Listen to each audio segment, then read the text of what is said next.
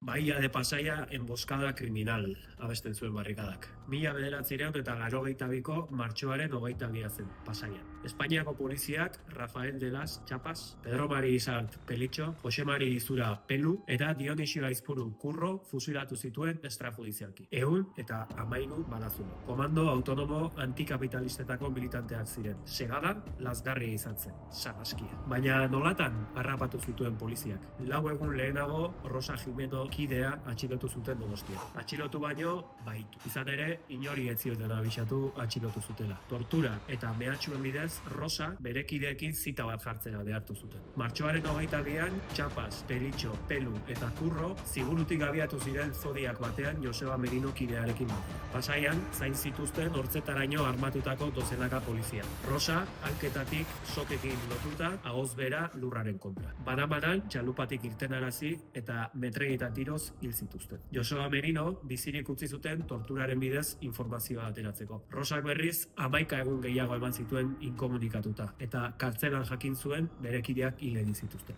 Gorpuak epaileak ikusi aurretik, polizia etxera eraman zituzten lehenik eta pollo ekoilerrira ondoren. Frogak desegin, inpunitatean nagusi. Urte guzti hauetan, behin baino gehiagotan artxibatu eta ireki dute kasua epaitegiek. Familien borrokari esker, kasuak irekita jarraitzen du orain. 51 urte geroago, Eusko Jaurlaritzak biktima gisa aitortu ditu ofizialki. Berandu, baina iritsi da. Egia osoa jakitetik urrungo daude. Espainiar estatuko sekretu ofizialen legea aldatzea ezinbestekoa da egiari argia emateko.